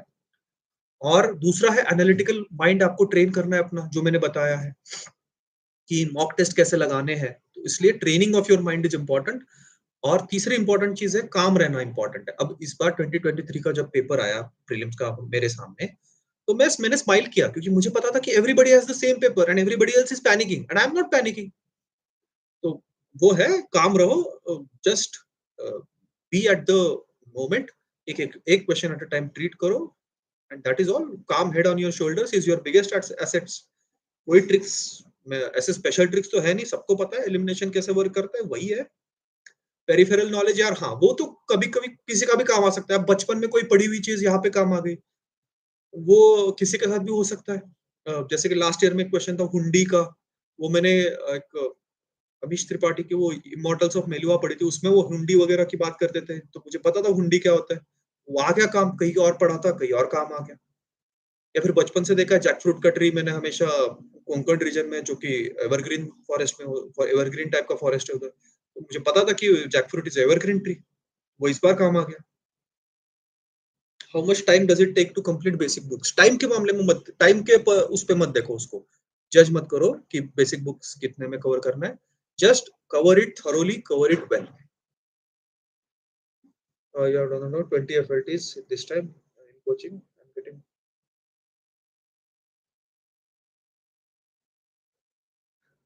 यार देखो, अटेम्प्ट कितना करना चाहिए ये पेपर पे ही डिपेंड करता है. मतलब अगर ऐसा कोई पेपर है जिसमें बहुत सारे स्टैटिक क्वेश्चन है तो कम अटेम्प्ट करो. अगर ऐसा कोई पेपर है जिसमें बहुत सारे डायनामिक क्वेश्चन है, जिसमें कुछ लॉजिक लगाने का स्कोप है, तो ज्यादा अटेम्प्ट करो. वो तो पेपर पे ही डिपेंड करेगा अटेम्प्ट कैसा होगा, कितना होगा. ऐसे अभी आप प्री कंसीव्ड नोशन से मत जाइए कि अब मुझे 95 करना ही है या फिर 80 करनी है, वैसा कुछ. जैसे 21 का पेपर मैंने दिया था तब बहुत स्टैटिक क्वेश्चंस आए थे, तो उसमें मैंने 79 अटेम्प्ट किया था. और उसमें भी मुझे 120 मार्क्स आ गए थे. इस बार का जो पेपर था मुझे थोड़ा डायनामिक लगा, मुझे थोड़ा लगा कि रिस्क हेज करने की जरूरत है, बिकॉज आई डोंट नो कि कितने सही होंगे कितने गलत होंगे. तो मैंने भी अपने इस बार 93 95 अटेम्प्ट किया था. इस बार भी आ गए 103 मार्क्स. तो ऐसी बात नहीं है कि अटेम्प्ट ज्यादा हो तो मार्क्स ज्यादा आएंगे या फिर अटेम्प्ट कम हो तो मार्क्स कम आएंगे, ऐसा कुछ है नहीं.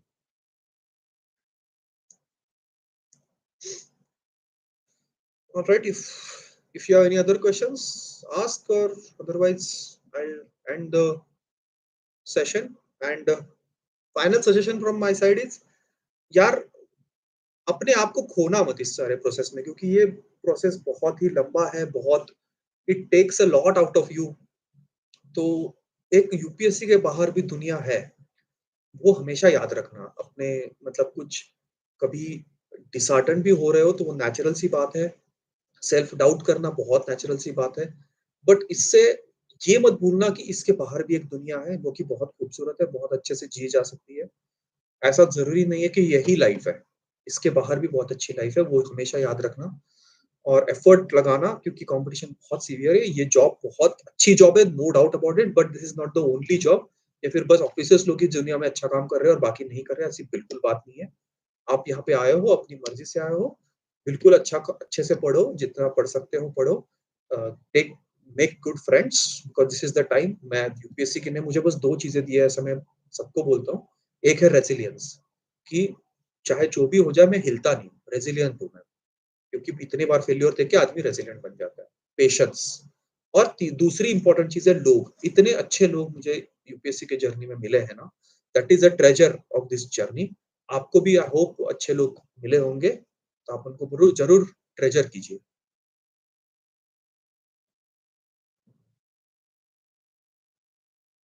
ओके, जब आप नया सब्जेक्ट पढ़ने जाते हो तो पुराना भूल जाते हो. बिल्कुल नेचुरल सी बात है ये.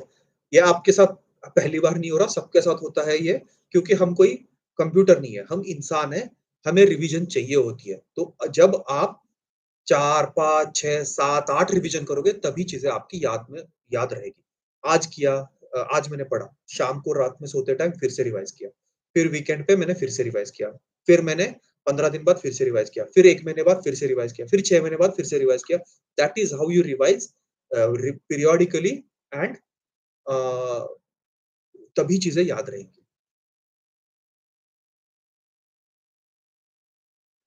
Means any value addition course? Value addition course, जैसे मैंने बताया, संतोष सर का मेंस मास्टर्स प्रोग्राम होता है. That is very good course. I have personally benefited from it a lot. तो आई वुड रिकमेंड दैट. बाकी तो यार I can not recommend, because मैंने खुद ने यूज़ नहीं किया है. मेंस का मॉक टेस्ट का शेड्यूल यार अपने हिसाब से बनाइए. मतलब कुछ टेस्ट तो ऐसे एंड में ज़रूर रखिएगा कि एक ही दिन में यूपीएससी जैसा 2 दे रहे हो. एक अभ्यास की विजन की टेस्ट होती है, वो भी मैंने दिया था. दैट इज हेल्पफुल कि वो 2 दिन 4 पेपर जाके देना, 5 पेपर 3 दिन में देना वगैरह, दैट प्रैक्टिस वहाँ पे होती है वो। तो वो दीजिएगा और अपने हिसाब से बनाइए शेड्यूल, वीकेंड पे बनाइए टेस्ट, वीकेंड पे दे दीजिए टेस्ट या फिर आपको ज़्यादा देने हैं तो ज़्यादा दे दीजिए, कोई प्रॉब्लम नहीं है।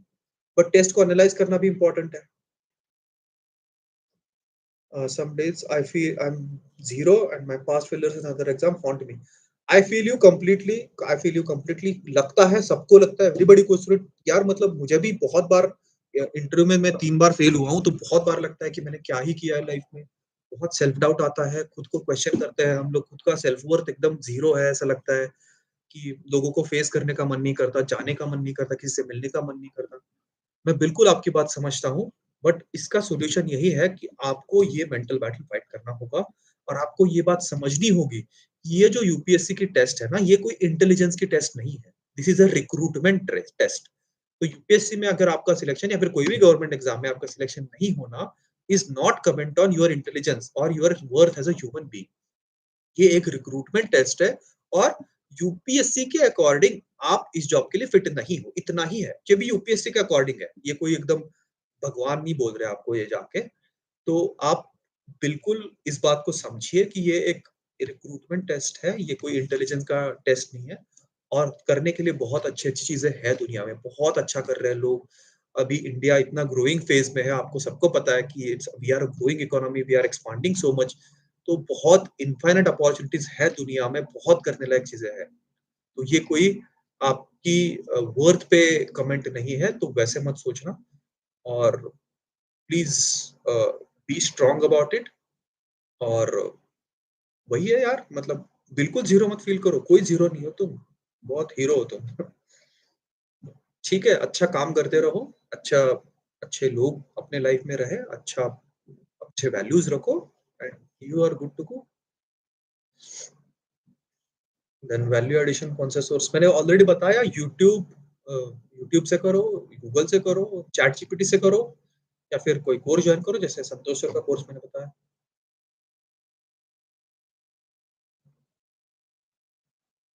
अच्छा। 8 months not completed basic syllabus कोई बात नहीं कार्तिक यार पास्ट के बारे में आप अभी नहीं ग्रिप कर सकते आप प्रेजेंट में हो ना अब देखो आप क्या कर सकते हो आप आज देखो कि कहाँ पे खड़े हो और आज के बाद आप क्या कर सकते हो यही देखो बस फॉरेस्ट सर्विस में आई टेस्ट का कुछ क्राइटेरिया यार आई एम नॉट श्योर बट कुछ ना कुछ तो होगा आप नोटिफिकेशन में चेक कीजिए प्लीज बीएमआई का होता है शायद इट इज आई थिंक 30 या 35 ऐसा कुछ है बट फॉरेस्ट सर्विस में यार सर्विस में कंफर्मेशन से पहले देयर इज 25 किलोमीटर वॉक होता है मेन के लिए बॉयज के लिए वो 25 किलोमीटर 4 घंटे में कंप्लीट होती है और गर्ल्स के लिए 14 किलोमीटर इन 4 आवर्स तो वैसे अगर आपका बीएमआई बहुत ज्यादा है तो वैसे ही आपको डिफिकल्टी होगी वो कंप्लीट करने में और वो कंप्लीट नहीं किया तो you are not confirmed in the service मतलब आपको सर्विस नहीं दी जाती अगर आप वो फेल हो जाते हो okay guys it has been 1 hour 15 minutes so we'll end this today अगर आपको और कुछ डाउट्स है तो drop in the comment section and I try to get to them आप टेलीग्राम चैनल ज्वाइन कीजिए वहाँ पे सीसैट के बुकलेट्स है और वहाँ पे और भी मैं कुछ मटेरियल ऐड करूंगा and thank you guys thank you so much you can follow me on Instagram वहाँ पे भी आप मैसेज कर सकते हो अभिषेक के नाम अगर आप सर्च करोगे तो आई होप आ जाएगा थैंक यू गाइस